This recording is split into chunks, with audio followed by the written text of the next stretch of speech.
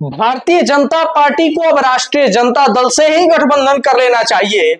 इससे कम जमीनी कार्यकर्ताओं को उनके स्वाभिमान से समझौता नहीं करना पड़ेगा।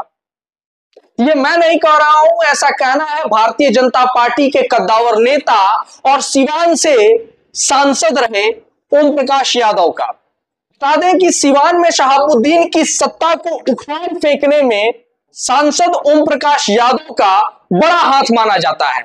लेकिन आखिर ऐसा क्या हुआ कि उन्होंने अपनी पार्टी पर कुछ गंभीर आरोप लगाते हुए यह कह डाला कि भारतीय जनता पार्टी और राष्ट्रीय जनता दल में कोई फर्क नहीं रहा।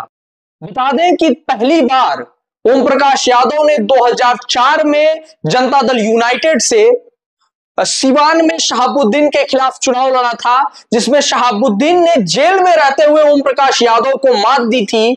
और फिर इसके बाद सिवान में जो कुछ भी हुआ वो किसी से छिपा नहीं है।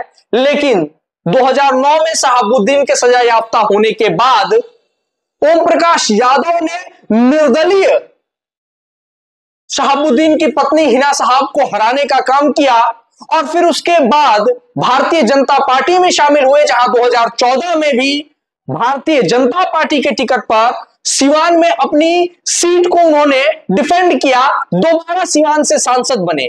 इसके बाद 2019 में सिवान की सीट गठबंधन के समीकरणों को साधने के लिए जदयू को दे दी गई। राजनीतिक विद्वानों की माने तो यह कदम समझ से परे था, क्योंकि गोपालगंज और सिवान दो ऐसी सीट थी लोकसभा, चूंकि इन दोनों सीटों पर उस समय भारतीय जनता पार्टी के सिटिंग एमपीज थे और वो भी अच्छी खासी लीड के साथ।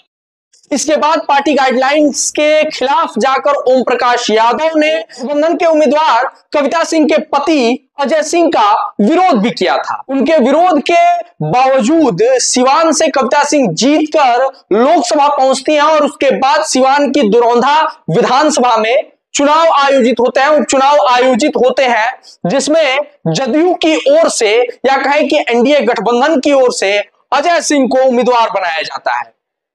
लेकिन भारतीय जनता पार्टी के टिकट के दावेदार रहे करणजीत सिंह उर्फ व्यास सिंह भी निर्दलीय मैदान में उतरते हैं और पार्टी गाइडलाइंस के खिलाफ एक बार फिर से जाकर ओम प्रकाश यादव, पूर्व एमपी, पूर्व सांसद सिवान के ओम प्रकाश यादव दुरौंदा में करणजीत सिंह व्यास का समर्थन करते हैं और व्यास सिंह चुनाव जीत जाते हैं।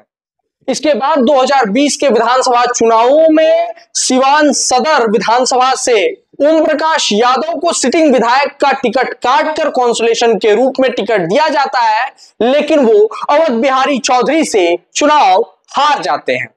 अब सवाल यह उठता है कि ओम प्रकाश यादव, जो कि पहले निर्दलीय सांसद के रूप में अपनी पहचान बना चुके थे, बाद में भारतीय जनता पार्टी के साथ जुड़ते हैं। उनकी हिस्ट्री में यह है कि वो पार्टी गाइडलाइंस के खिलाफ जाते रहते हैं, पार्टी के खिलाफ बयानबाजी करते रहते हैं। लेकिन इस बार अलग क्या है? इस बार अलग है एक फेसबुक पोस्ट। ओम प्रकाश यादव ने जमीनी स्तर पर किसी नेता का विरोध नहीं किया है, बल्कि सीधे सीधे पार्टी के खिलाफ बड़े गंभीर आरोप लगाए हैं। एक फेसबुक पोस्ट के माध्यम से ओम प्रकाश यादव ने क्या कुछ कहा है, जरा आप भी सुनिए। 17 जनवरी शाम करीब 5 बजे ओम प्रकाश यादव अपने फेसबुक पर एक पोस्ट लिखते हैं। पोस्ट में उन्होंने लिखा कि मैंने अपनी राजनीति जीवन में अपराध और अपराधियों के खिलाफ कभी समझौता नहीं किया।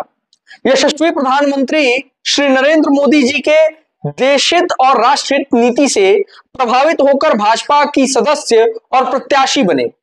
राष्ट्रीय और प्रदेश संगठन और चुनाव प्रभारी के रूप में दायित्व का निर्वहन करता आ रहा हूं। जिला सिवान में आपराधिक और बाहुबली छवि वालों को राजद पालती थी, उनको पद और कद और सत्ता शक्ति देकर बदनाम थी।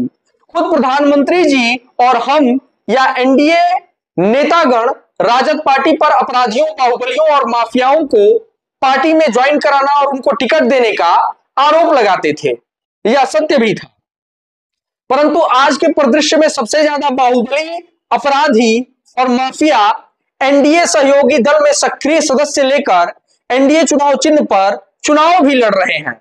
और मजबूरी देखिए, हमारे भाजपा कार्यकर्ताओं की जिनका विरोध और जिनके खिलाफ जमीनी स्तर पर संघर्ष में अपनी जान तक निछावर कर दिए हैं, जमीन और परिवार सदस्य की बलि चढ़ा दिए, ऐसी स्थिति एनडीए बना देती है कि उनका जय जयकार और झंडा उनके नाम का उठाकर मोदी जी के नाम पर वोट की अपील करना पड़ता है। आज बिहार के प्रथम श्रेणी के सभी बाहुबली अपराधी एनडीए गठबंधन के सहयोगी दल में हैं। अब हम किस मुंह से राजद के अत्याचार और चरित्र का विरोध करें? इसमें हमारे जिला के, प्रदेश और दिल्ली में सूचना देने वाले वरिष्ठ भाजपा नेतागण भी चुप्पी साध लेते हैं।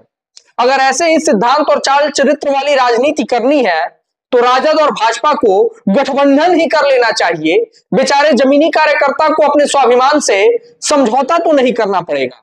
मैं एनडीए सहयोगी दल और जिला सीवान की, प्रदेश और दिल्ली की सूचना देने वाले वरिष्ठ नेतागण को सलाह दूंगा, वोट बैंक और तुष्टीकरण की राजनीति की नीति से चुनाव जीतना है तो दाऊद को भी सक्रिय सदस्य बना दीजिए। बिहार में जितने कुख्यात अपराधी हैं उनको भी सदस्य बनाकर चुनाव लड़ा दीजिए। खासकर राजद के जंगल राज का उदाहरण देकर आम जनता के बीच वोट करने की अपील बंद कर दीजिए। जब हम लोग ही खुद वैसी स्थिति और परिस्थिति बना रहे हैं तो दूसरे दल पर आरोप लगाने का नैतिक अधिकार ही खो दिए हैं। पोस्ट में उन्होंने अमित शाह, विनोद तावड़े, दिलीप जायसवाल, संजय जायसवाल, नित्यानंद राय, जेपी नड्डा, राजनाथ सिंह, बीजेपी के ऑफिशियल हैंडल और भूपेंद्र यादव बीजेपी को मेंशन भी किया है। बता दें कि 2004 में शहाबुद्दीन जब जेल में थे और ओम प्रकाश यादव चुनाव हारे थे, तब जमीनी संघर्ष में चुनाव जीतने के बाद शहाबुद्दीन के खिलाफ जमीनी संघर्ष में ओम प्रकाश यादव के कई करीबी कार्यकर्ताओं को इसकी कीमत चुकानी पड़ी थी और इसका दर्द कहीं ना कहीं ओम प्रकाश यादव की इस पोस्ट में झलकता हुआ नजर आ रहा है। वैसे पूर्व सांसद ओम प्रकाश यादव के इस बयान पर आपकी क्या राय है? क्या आपको लगता है कि भारतीय जनता पार्टी या एनडीए के सहयोगी दलों में आपराधिक छवि वाले लोग अपनी पैठ बना रहे हैं? कमेंट सेक्शन में हमें जरूर बताइए। वीडियो अच्छी लगी हो तो ज्यादा से ज्यादा लोगों के पास शेयर जरूर करें।